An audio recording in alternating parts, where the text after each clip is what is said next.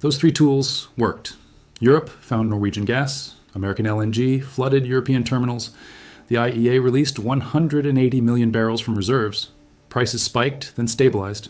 Within roughly a year, markets had largely normalized. Every financial model, every government contingency plan, every insurance actuarial table built since 2022 assumed that the same toolkit would work again the next time there was a disruption. Those models are wrong, and the people who built them have spent the last 25 days learning exactly how wrong they are. Because unlike every previous disruption, the 2026 Iran war did not cut one supply route that could be rerouted. It did not remove one supplier that could be replaced. It physically blocked the Strait of Hormuz, the 21-mile-wide choke point through which 20% of all the oil on Earth and 20% of all the world's liquefied natural gas must physically pass. You cannot reroute a choke point. You cannot substitute for a choke point. You can only open it or keep it closed. And since March 4th, 2026, the day Iran formally closed the strait to international shipping, it has been closed. The IEA confirmed that flows through Hormuz collapsed from 20 million barrels per day, the normal volume, to a trickle. A trickle, not a reduction, not a slowdown. A trickle. The immediate consequences were catastrophic in their speed and scale. By March 10th, the combined oil production of Kuwait, Iraq, Saudi Arabia, and the United Arab Emirates had dropped by 7 million barrels per day, because even countries that were not being bombed could not export through a closed strait. By March 12th, that number had grown to at least 10 million barrels per day of lost production across the Gulf. 10 million barrels per day. To give you a frame of reference, that is more than the entire oil output of Russia. It is more than the entire oil output of Saudi Arabia at its peak production. It is the largest supply disruption in the history of the global oil market. Those are not my words. Those are the exact words of the IEA in its official assessment. Qatar Energy, the national energy company of Qatar, declared force majeure on all its export contracts. Force majeure is a legal term that means an event so extraordinary, so beyond any reasonable anticipation, that contractual obligations are suspended. Qatar Energy was telling every buyer of Qatari LNG, every power plant in Japan, that had contracted for that gas, every heating system in South Korea, every industrial facility in Taiwan, that the gas they had paid for and planned around was not coming. Al-Kabi, Qatar's energy minister, went further. He warned publicly that if the war continued, other Gulf energy producers could be forced to halt exports and declare force majeure too. And then he said the words that no energy minister is ever supposed to say out loud. He said, "This will bring down economies of the world." Now here is where this story reaches a layer that almost no channel covering this conflict is explaining clearly. Because the nuclear strikes and the military campaign are one story. The energy collapse is the second story. But there is a third story happening simultaneously inside the first two. And it is the story that determines whether the global economy survives this or breaks under it. On March 18th, 2026, 5 days after the Karg Island raid, Israel executed a strike that military analysts and energy experts described as crossing a threshold that no one had seriously believed would be crossed. Israeli jets hit the Asaluya processing hub, the onshore facility for Iran's South Pars gas field. The governor of Asaluya confirmed the facilities were taken offline to control fires. South Pars is not just an Iranian asset. South Pars is geologically continuous with Qatar's North Field, the reservoir that underpins Qatar's LNG industry and supplies approximately 1/5 of all the liquefied natural gas traded globally. The two sides of the field share reservoir pressure, extraction dynamics, and extraction consequences. When you strike the Iranian side, you do not strike only Iran. The Middle East Council on Global Affairs confirmed this in analysis published the day after the strike. An Israeli air raid on infrastructure, shared between Iran and Qatar, ignited what it called a full-blown energy war with implications extending far beyond the region. Europe was immediately exposed in a way it had not been since the 2021 to 2023 energy crisis, and arguably in a way worse than that. Bruegel, Europe's most respected economic think tank, confirmed that Europe entered 2026 with gas storage levels of 46 billion cubic meters, compared to 60 billion in 2025 and 77 billion in 2024. Europe's reserves were already depleted before a single bomb fell. The European Central Bank issued a formal warning that a prolonged conflict would likely push Germany and Italy into technical recession by the end of 2026. The ECB used the word stagflation, the combination of high inflation and economic stagnation that destroyed the living standards of millions of people in the 1970s, and that central banks have spent the last 50 years building frameworks to prevent. Meanwhile, the IEA and its member nations released a coordinated 300 million barrels from strategic petroleum reserves, later expanded to 400 million barrels. It was the largest coordinated strategic reserve release in history, and at a global consumption rate of 105 million barrels per day. Those 400 million barrels provided, As CSIS calculated precisely, approximately 4 days of supply coverage. 4 days. The largest emergency reserve release in human history bought 4 days. Then, something happened on March 21st that almost nobody noticed in the noise of military updates and diplomatic maneuvering. Trump announced he was putting a 5-day hold on U.S. strikes against Iran's energy infrastructure specifically. Not a ceasefire, not a pause in the broader military campaign, a targeted temporary hold on one category of strike, energy infrastructure. And the moment that announcement hit the wires, oil prices fell nearly 11% in a single trading session. 11% in one day, driven by a 5-day pause in one subcategory of one country's military operations in one region. That is the most precise possible demonstration of how fragile this market has become. One presidential social media post, one partial announcement, and the global oil price moved 11% in hours. When a market becomes that reactive to a single communication, it is not a market functioning normally. It is a market on the edge of panic. Because the real number that no one is discussing loudly enough is what Goldman Sachs said. If Hormuz flows remain at 5% of capacity for 10 full weeks, Brent crude will exceed its 2008 record of $147 per barrel. And what happened to the global economy the last time oil reached $147? It collapsed. The subprime mortgage crisis did the mechanical damage, but the energy shock did the kindling. Demand destruction set in across every major economy. Within months of that oil peak, Brent had fallen to $40 as the financial crisis crushed global demand. The world is now sitting at the edge of the same cliff, looking down at the same drop, with one difference. In 2008, the world could release reserves, reroute supply, and substitute sources. In 2026, those options are used up. The reserves have been released. The rerouting is physically impossible. The substitute sources do not exist in sufficient volume. Guyana, Brazil, and the American Permian Basin, all ramping production, cannot collectively replace 10 million barrels per day of Gulf supply in any time frame short of years. And buried beneath all of this, in the data that the Fertilizer Institute and the UN World Food Program have been trying to get journalists to cover for 3 weeks, is the consequence that will outlast the war itself, regardless of when it ends.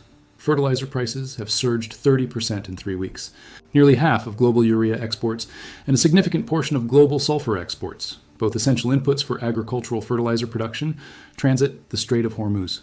20% of global LNG, also a key feedstock for nitrogen-based fertilizers, passes through the same strait. Farmers preparing for the 2026 planting season are being told right now, today, that the inputs they need for this year's harvest are either unavailable or unaffordably expensive. The Food Policy Institute in Britain has already issued a warning about long-term food price increases that will extend years beyond the end of hostilities. The energy collapse that started on February 28th will be eating its way into grocery prices and food security long after the bombs stop falling, because food supply chains run on fertilizer, fertilizer runs on gas, and gas runs through the strait that Iran closed on March 4th. Here's what you need to watch in the coming days to understand which direction this goes. Watch Trump's 5-day hold on energy infrastructure strikes. It expires imminently. If it expires without renewal and American bombers target Carg's oil infrastructure directly, JP Morgan's forecast takes effect within 48 hours. 1. 5 million barrels per day of supply removed instantly, Brent crude above $130, and gasoline prices in the United States reaching levels not seen in modern American history. Watch Qatar's North Field. If the shared reservoir between South Pars and the North Field shows production disruption on satellite imagery, Qatar Energy's force majeure becomes permanent rather than temporary, and Europe's energy security enters a crisis with no historical precedent. And watch the IRGC's response to the Carg strikes. Iran's military warned that any US-linked oil facilities would be immediately destroyed and turned into a pile of ashes if Carg's oil infrastructure was targeted. Saudi Arabia's Abqaiq processing facility, which sits within range of Iranian missiles and handles a massive portion of global crude processing, is the single target whose destruction would send oil to $150 or beyond faster than any other scenario on the table. The IEA director said, "This is worse than the 1970s oil crisis and the Ukraine gas shock combined." He said it in one sentence, clearly, at a press conference, and the world kept scrolling. The Carg Island bombing was one of the most consequential strikes in modern military history, not because of what it destroyed, but because of what it threatened. Because Trump left the oil infrastructure standing for now, and that decision, combined with that phrase "immediately reconsider," has turned every barrel of Iranian oil, every tanker in the Strait, every gas processing plant in the Gulf into a live variable in the most dangerous energy equation the modern world has ever faced. Check what you paid at the gas pump last time. That number is going to look different to you now, and it is going to look different again very soon, depending on decisions that will be made in the next 72 hours in a conflict that most people still think is happening somewhere far away from them. It is not far away. It never was. It was always at the pump, always in the grocery store, always in the electricity bill. You just did not know its name. Now you do. And now you know what happens if that 5-day hold runs out. Check what you paid at the gas pump the last time you filled your tank. Hold that number in your head. Now listen very carefully to what I am about to tell you, because by the time this video is over, you will understand exactly why that number went up, who decided it would go up, and what is about to happen that could send it far, far higher than anything you have ever paid in your life.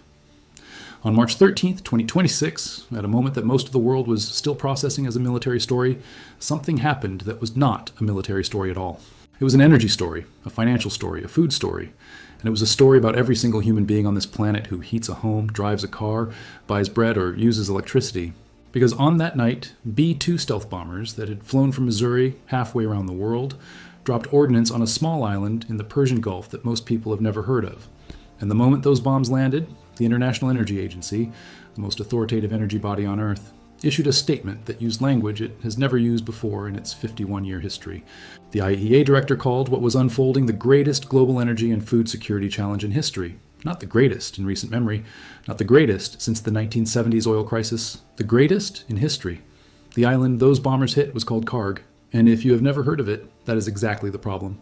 Because Karg Island, 21 miles off the Iranian coast in the northern Persian Gulf, is the single most economically consequential piece of land on Earth that the average person on this planet has never been taught to care about.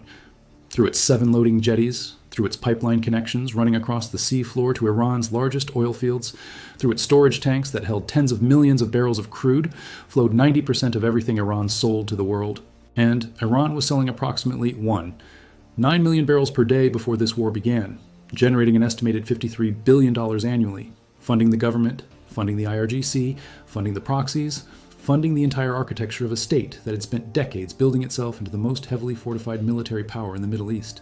Every Iranian missile that was ever fired, every drone that ever crossed a border, every Hezbollah fighter who ever picked up a weapon, all of it, ultimately, was paid for by oil that flowed through Karg Island. And on March 13th, 2026, the United States military hit it with one of the most powerful bombing raids in the modern history of the Middle East. Over 90 military targets struck in a single night.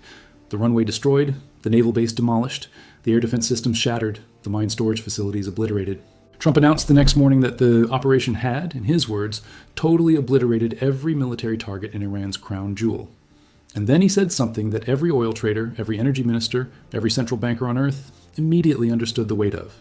He said he had chosen not to strike the oil infrastructure, for now, and that if Iran continued blocking the Strait of Hormuz, he would, and these are his exact words, immediately reconsider this decision.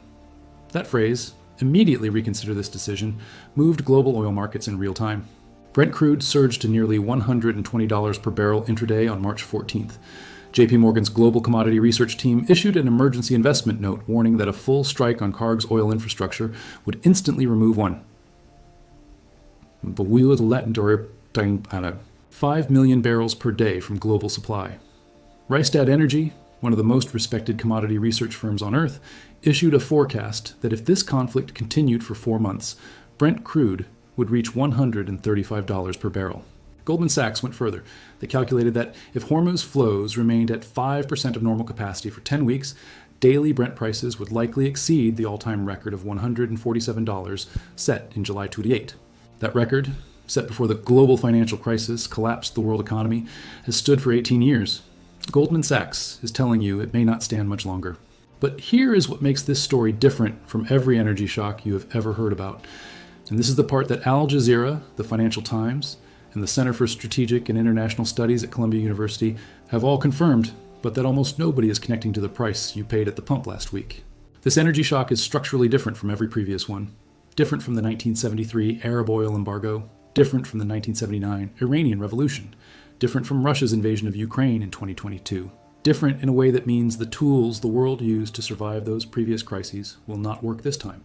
Here is why. In 2022, when Russia invaded Ukraine and gas prices spiked across Europe and the world, the global energy system absorbed the shock through 3 mechanisms. Countries rerouted supplies, countries found substitute sources, and governments released strategic petroleum reserves.